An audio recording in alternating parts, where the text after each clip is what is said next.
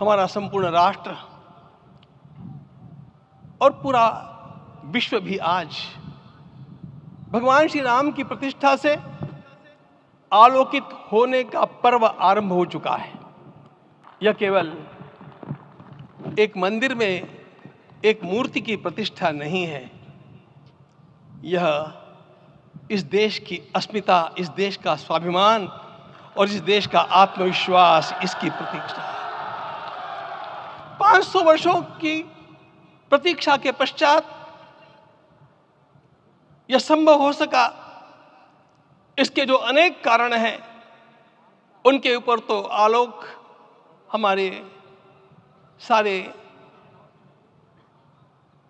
सम्माननीय अभ्यागत डालेंगे ही। मैं केवल एक काम के लिए यहां पर खड़ा हूं, छोटा सा काम। कारण तो अनेक होते हैं, लेकिन अनेक कारण मिलते मिलते आखिर वे एक विशिष्ट स्तर तक पहुंच जाते हैं और उस स्तर पर कोई महापुरुष हम लोगों को उपलब्ध होता है और उस विभूति के कारण युग परिवर्तित हो जाता है। इस प्रकार का परिवर्तन लाने के लिए अपने जीवन को साधना पड़ता है और इस प्रकार जीवन साधने वाले हमारे इस देश की परंपरा के अनेक महान रत्नों में आज हम लोगों को समय की आवश्यकता, युग की आवश्यकता, सनातन के अंतःकरण की आवश्यकता के रूप में हमारे सम्माननीय प्रधानमंत्री जी प्राप्त हुए हैं।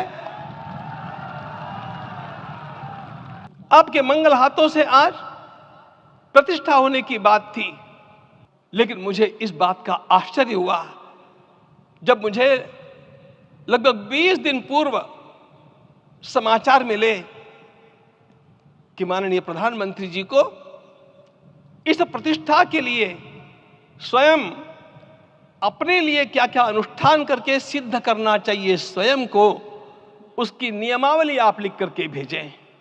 आज मुझे आपको बतलाने समय अंतःकरण गदगद होने की अनुभूति हो रही है।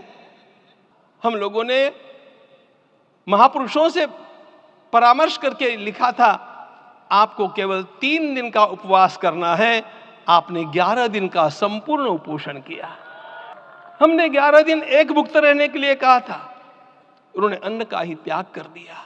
हमने कहा था कि आपको विदेश प्रवास नहीं करना चाहिए, विदेश प्रवास टाल दिया सांसर्गिक देशों के इस दोषों की संभावना के कारण।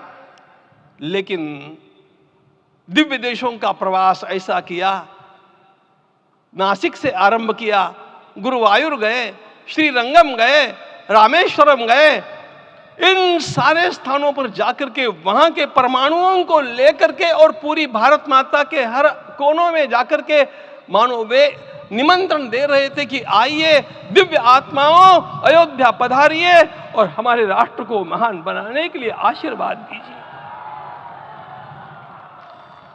मुझे इस परंपरा को देखते हुए केवल एक राजा याद आता है जिसमें यह सब कुछ था, और उस राजा का नाम छत्रपति शिवाजी महाराज। छत्रपति शिवाजी महाराज।